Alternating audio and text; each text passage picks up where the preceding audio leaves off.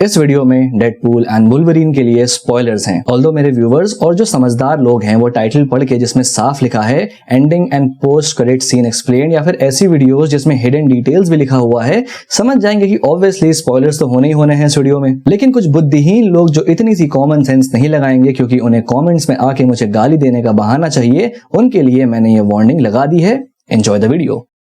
Deadpool and Wolverine, भाई साहब क्या ही थिएट्रिकल एक्सपीरियंस था। मतलब I would say peak satisfaction. And even if तुम मार्वल के बहुत बड़े फैन नहीं हो या फिर बहुत ही एक्टिवली एमसीयू को फॉलो नहीं करते हो, तब भी ये फिल्म तुम्हारे लिए एक कंप्लीट पैकेज है। जैसा मैंने कहा, ये एक प्योरली एंटरटेनमेंट बेस्ड फिल्म है जो अपने प्लॉट को लेके बहुत कुछ इन डेप्थ नहीं जाती, लेकिन उसके बावजूद काफी कुछ है बात करने को इस फिल्म के ऊपर एंड काफी कुछ है एक्सप्लेन करने को इस फिल्म की एंडिंग को लेकर और उसके पोस्ट क्रेडिट सीन को लेकर। क्योंकि अब ये वुल्वरीन ऑफिशियली फॉक्स के डेडपूल यूनिवर्स के साथ ही साथ एमसीयू का भी पार्ट बन गया है अलॉन्ग विद अदर वेरिएंट्स जैसे कि X-23। लेकिन साथ ही साथ इस पर भी बात करना बनता है कि डेडपूल एंड वुल्वरीन ने उस टाइम रिपर को सर्वाइव कैसे किया। लाइक लिटरली एक ऐसी डिवाइस जो कि स्पेस और टाइम के चीथड़े उड़ा देती है। इसके अलावा जो कुछ भी मल्टीवर्स के साथ चल रहा है और ये एंकर बीइंग्स का कॉन्सेप्ट क्या है and all of this combined, ये सब कुछ एमसीयू के फ्यूचर के बारे में क्या कहता है, सबके ऊपर बात करेंगे। Stay tuned.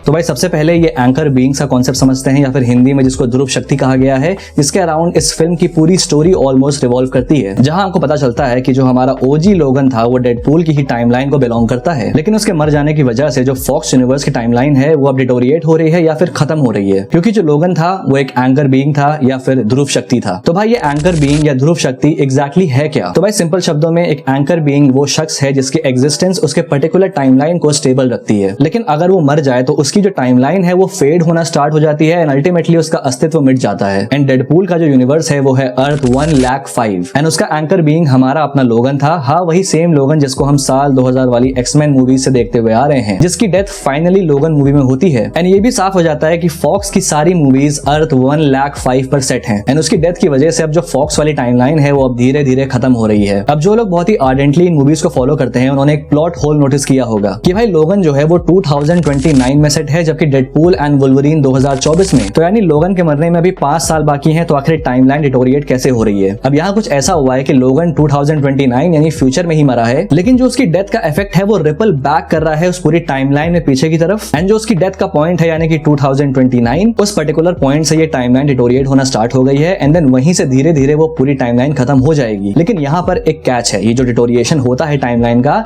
ये कई हजार साल लेता है, जैसा कि पैराडॉक्स खुद कहता है। लेकिन अंदर ही अंदर वो एक टाइम रिपर को डेवलप कर रहा होता है, जैसे कि हजारों साल की बजाय वो एक ही बार में वेड की पूरी टाइमलाइन को खत्म कर देगा। एंड ये सब कुछ वो TVA के मेन अथॉरिटी के जानकारी के बिना कर रहा होता है। एंड वो वेड को मौका देता है कि तुम अर्थ 616 यानी कि सीक्रेट टाइमलाइन ज्वाइन कर लो, जहां तुम एवेंजर्स का हिस्सा बन सकते हो। बट देन वेड ऑब्वियसली अपने फैमिली और अपने टाइमलाइन को चूज करता है एंड वहां पैराडॉक्स को मुक्का मार के उसका टेम्पैड चुरा के एक नए वुल्वरीन वेरिएंट की तलाश में निकल जाता है, जिसको वो अपनी टाइमलाइन में ला सके और अपनी टाइमलाइन को बचा सके। अब बात करते हैं फिल्म के एंडिंग के बारे में, जहां कसांड्रा नोवा को टाइम रिपर के बारे में पता चलता है एंड वो उसका इस्तेमाल करके जितने यूनिवर्स और मल्टीवर्स हैं उन सबको खत्म करना चाहती है, जिससे कि सिर्फ और सिर्फ वॉइड बचे एंड देन वहां की वो रानी बन के रह सके। एंड इस टाइम रिपर को रोकने का सिर्फ और सिर्फ एक ही तरीका है। अब जो टाइम रिपर है वो मैटर और एंटी मैटर को यूज करता है एंड अगर उन दोनों को मिला दिया जाए तो जो टाइम रिपर है वो डिस्ट्रॉय हो जाएगा, क्योंकि मैटर और एंटी मैटर एक दूसरे को कैंसिल आउट कर देते हैं। लेकिन पैराडॉक्स ये वार्न करता है कि जो भी ये चीज करेगा वो श्रेड हो जाएगा यानी कि तबाह हो जाएगा, जिसकी पहल डेडपूल करता है एंड खुद को सैक्रिफाइस करने के लिए रेडी हो जाता है। लेकिन लोगन भी उसको ज्वाइन कर लेता है एंड दोनों एक दूसरे को होल्ड करते हैं, जिससे कि उनके थ्रू मैटर और एंटी मैटर पास होता है एंड टाइम रिपर के साथ साथ कसांड्रा नोवा भी तबाह हो जाती है। लेकिन डेडपूल एंड वुल्वरीन सर्वाइव कर जाते हैं, विच इज प्रेटी मिराकुलस या फिर असंभव कह लो, क्योंकि यहाँ पर हम एक ऐसी डिवाइस की बात कर रहे हैं जो कि लिटरली टाइम और स्पेस को रिप कर देती है। एंड टाइम और स्पेस का मतलब है कि हर मॉलिक्यूलर चीज या मैटर वहां पे एग्जिस्ट करती है, यानी कि सॉलिड, लिक्विड, गैस, मतलब एवरीथिंग। अब देखो जो सबसे इजीएस्ट और स्ट्रेट फॉरवर्ड एक्सप्लेनेशन है इस चीज का वो ये है कि यहाँ पर डेडपूल एंड वुल्वरीन की कंबाइंड रीजनरेटिव एबिलिटीज अपना कमाल दिखाती है। जहां वेड और लोगन ज्वाइन होते हैं टाइम रिपर को रोकने के लिए, उनके अंदर का मैटर अनरेवल होता है या फिर हम यूं कहें उजड़ने लगता है, लेकिन जो उनकी रीजनरेटिव एबिलिटीज हैं वो उनको साइमल्टेनियसली एक मॉलिक्यूलर लेवल पे हील भी कर रही होती हैं। आई मीन ये सबसे स्ट्रेट फॉरवर्ड और सिंपल एक्सप्लेनेशन है इस चीज का। लेकिन यहाँ बात इतनी सिंपल है नहीं, क्योंकि हम यहाँ पर गन शॉट या फिर एक्सप्लोजन से हील होने की बात नहीं कर रहे हैं, बल्कि एक ऐसे मशीन की बात कर रहे हैं जो कि मैटर को ही इरेज कर देती है। सो मेरे हिसाब से जो रीजन है जिसकी वजह से वेड और वुल्वरीन सर्वाइव करते हैं,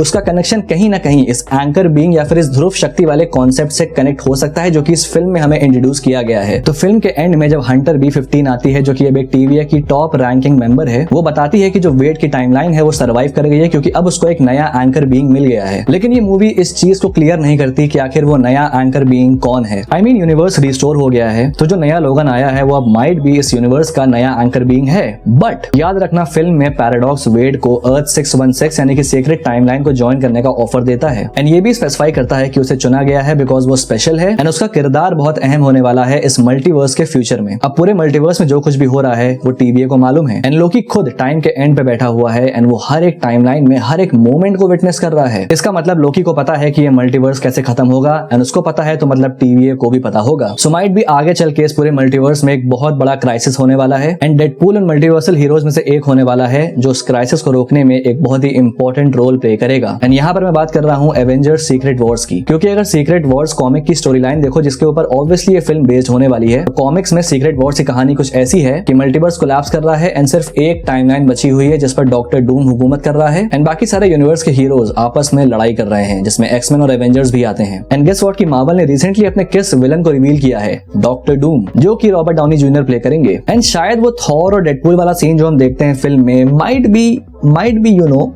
तो मतलब जो डॉट्स हैं वो तो काफी सटीक कनेक्ट हो रहे हैं। तो मतलब ये तो साफ है कि वेड का सर्वाइवल भी इक्वली इंपॉर्टेंट है एंड ये पॉसिबल है कि फिल्म के एंड में जो वेड सैक्रिफाइस देने जाता है उसकी वजह से अब वेड ही फॉक्स यूनिवर्स का नया एंकर बन गया है एंड समहाउ वुल्वरीन और वेड की कंबाइंड एंकर एनर्जीज की वजह से ही वो टाइम रिपर को सर्वाइव कर पाए। लेकिन सिर्फ इतना ही नहीं, एडिशनली एक और लॉजिक यहाँ पर आता है कि वेड मैटर को ऑब्जॉर्व कर रहा था एंड वुल्वरीन एंटी मैटर को, क्योंकि फिल्म में पैराडॉक्स ये बात साफ कहता है कि जो भी एक इंसान दोनों चीज को ऑब्जॉर्व करेगा वो मरेगा। लेकिन यहाँ पर दोनों लोग अलग अलग चीज को ऑब्जॉर्व कर रहे हैं, बट ऑब्वियसली यहाँ पर उनकी एंकर एनर्जीज और उनकी रीजनरेटिव एबिलिटीज हेल्प करती हैं जिसकी वजह से वो सर्वाइव कर जाते हैं। अब जो सबसे बड़ा सवाल आता है कि आगे क्या। अब ये नया वुल्वरीन वेरिएंट फॉक्स यूनिवर्स का हिस्सा बन चुका है and in a way MCU का भी, एंड उसी के साथ साथ दूसरे वेरिएंट्स भी जैसे कि X-23 एंड ह्यू जैकमैन तो डेफिनेटली अपीयर होने वाले हैं फ्यूचर MCU मूवीज में अलॉन्ग विद डेडपूल। एंड अगर डेडपूल 4 का कोई भी चांस बनता है तो ये पॉसिबल है कि डेडपूल उसमें दोबारा से X-फोर्स को रीअसेंबल करे एंड वुल्वरीन के आने के बाद से ये चीज और बेहतरीन हो जाती है बिकॉज ओरिजिनली कॉमिक्स में डेडपूल एंड वुल्वरीन X-फोर्स के की मेंबर्स हैं। सो हम आगे दोबारा से X-फोर्स को असेंबल होते हुए देख सकते हैं जिसमें इस बार डेडपूल होंगे, वुल्वरीन होंगे, कोलोसस होंगे, साथ ही साथ केबल भी हो सकता है क्योंकि याद करो कि वो अपने टाइम में वापस नहीं जा पाता, डोमिनो भी ऑफ कोर्स होगी एंड साथ ही साथ जो बाकी के X-फोर्स मेंबर्स हैं एंड ऑफ कोर्स द X-मैन जो कि ऑलरेडी एक एस्टैब्लिश्ड टीम है फॉक्स यूनिवर्स में, तो ये नया वुल्वरीन उनके साथ भी टीम अप कर सकता है एंड कहीं ना कहीं उसके लिए ये एक बहुत ही अच्छा रिडेम्पशन आर्क होगा कंसिडरिंग कि वो अपने यूनिवर्स में अपनी पूरी टीम को लूज कर देता है। लेकिन अब एक और बड़ा सवाल आता है कि ओरिजिनल लोगन का क्या, क्योंकि जैसा मैंने कहा कि लोगन की मौत तो 2029 में होगी एंड डेडपूल एंड वुल्वरीन 2024 में चल रही है, तो क्या दोनों लोगन एक ही यूनिवर्स में साइमल्टेनियसली एग्जिस्ट कर रहे हैं या फिर इस नए वुल्वरीन के आने के बाद से ओरिजिनल लोगन की एग्जिस्टेंस खत्म हो गई है। वेल, अब जो मैं आगे बताने जा रहा हूँ वो सिर्फ मेरी एक क्रेजी थ्योरी है जो मे बी और मे नॉट बी सच हो। तो डेडपूल एंड वुल्वरीन में जो इवेंट्स हुए हैं उसकी वजह से मुझे ऐसा लगता है कि जो ओरिजिनल फॉक्स यूनिवर्स है उसमें एक ब्रांच टाइमलाइन बन गई है एंड डेडपूल एंड वुल्वरीन के एंड में जो हम सब कुछ देख रहे हैं वो सब कुछ एक ब्रांच टाइमलाइन में हो रहा है एंड जो ओरिजिनल टाइमलाइन है जहां पर लोगन की डेथ होने वाली है वो एज इट इज रहेगी। ऑब्वियसली ये MCU में टाइम ट्रैवल के रूल्स को फॉलो करता है कि अगर तुम एक टाइमलाइन में कुछ भी चेंज करोगे तो उसकी एक ब्रांच रियलिटी बनेगी एंड शायद ये जो ब्रांच टाइमलाइन क्रिएट हुई है इसी का एंकर डेडपूल है। Just a theory. इसके अलावा क्रिस एवंस भी हमें एज ह्यूमन टॉर्च नजर आया इस फिल्म में, जो ऑब्वियसली मारा जाता है, बट इससे एक और पॉसिबिलिटी बनती है या फिर एक विंडो बनती है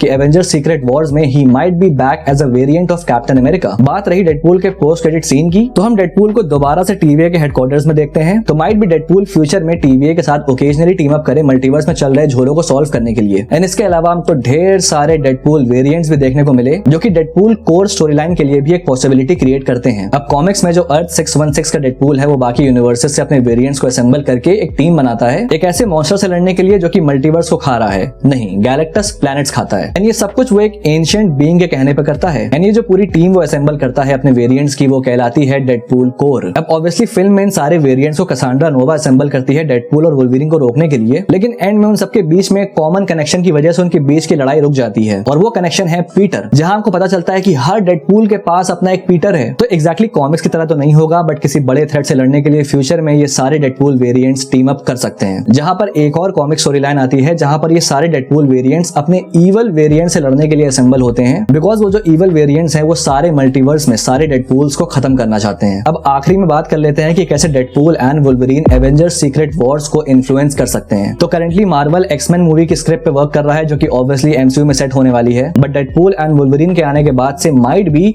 ये एमसीयू में सेट ना हो, क्योंकि पहले भी केविन फाइजे ने ये बात कही है कि वो ऐसी मूवीज पे काम करना चाहते हैं जो डिफरेंट रियलिटीज में सेट हो, जो कि एमसीयू से बाहर है। जो फैंटास्टिक फोर मूवी आ रही है वो ऑलरेडी कंफर्म हो चुका है कि एक ऑल्टरनेट यूनिवर्स में सेट है, एंड शायद एक्समैन भी इसी प्लान का हिस्सा बन जाए। इवन द मार्वल्स के पोस्ट क्रेडिट सीन में मोनिका रैम्बो बीस्ट से मिलती है, जहां वो उसे एक्स मैंशन के बेसमेंट में ट्रीट कर रहा होता है, एंड वहां पर बीस्ट क्लियरली मेंशन करता है कि तुम एक ऑल्टरनेट रियलिटी में हो सकता है कि ये सीन अर्थ 1,05,000 का हो, एंड जो एक्समैन मूवी आ रही है वो काइंड ऑफ एक लेगेसी सीक्वल हो फॉक्स वाली एक्समैन मूवीज का, एंड इसी के साथ साथ आगे एवेंजर्स वर्सेस एक्समैन भी हमें देखने को मिल सकता है। अब जैसा कि रिसेंटली मार्वल ने कैंग वाली स्टोरी लाइन को डिच कर दिया है और अब एवेंजर्स 5 एवेंजर्स डूम्सडे है एंड एवेंजर्स 6 है सीक्रेट वॉर्स। व्हाट इफ ये जो एवेंजर्स 5 है वो एवेंजर्स वर्सेस एक्समैन हो, जो कि 2012 की पॉपुलर कॉमिक स्टोरी लाइन है जहां एक्समैन और एवेंजर्स की रियलिटी कोलैप्स कर रही है एंड दोनों एक दूसरे से लड़ाई कर रहे हैं ताकि उनमें से एक यूनिवर्स सर्वाइव कर सके। एंड गेस व्हाट कि ये वॉर रिजॉल्व कहां पे होती है? एवेंजर्स सीक्रेट वॉर्स कॉमिक्स में, जहां दुनिया भर की सारी मल्टीवर्सल रियलिटीज आपस में मर्ज हो जाती हैं, इंक्लूडिंग एक्समैन और एवेंजर्स के यूनिवर्सेस। एंड गेस व्हाट कि उसको मर्ज कौन करता है? डॉक्टर डूम। एंड इस पैचवर्क को नाम दिया जाता है बैटल वर्ल्ड, जो कि इन सारे यूनिवर्सेस का मर्जर है, एंड काइंड ऑफ जो मल्टीवर्स वाला कॉन्सेप्ट है वो यहाँ पर खत्म हो जाता है। एंड शायद इसी स्टोरी लाइन को एमसीयू अपने एवेंजर्स सीक्रेट वॉर्स में इस्तेमाल करे एंड उसी के साथ साथ एमसीयू को एक सॉफ्ट रिबूट दे दे, जहां आप सारे मल्टीवर्सल रियलिटी सेम हो चुकी हैं एंड जो मल्टीवर्स का कॉन्सेप्ट है वो खत्म हो चुका है। जो नई फैंटास्टिक फोर मूवी है वो भी इसी तरह से मेन एमसीयू में मर्ज हो जाएगी और टोबे एंड एंड्रू भी शायद इसी तरह से वापस एवेंजर्स सीक्रेट वॉर्स में आएंगे, जो कि ऑलरेडी कंफर्म हो चुका है। इवन डेडपूल एंड वुल्वरीन में डेडपूल कहता है कि बस करो ये मल्टीवर्स, तो शायद ये उसी चीज का हिंट हो। तो भाई यहाँ पर खत्म होती है वीडियो। बाकी तुम्हारे क्या थॉट्स है, तुम्हारी क्या थ्योरीज है, मुझे कमेंट बॉक्स में लिख के बताना।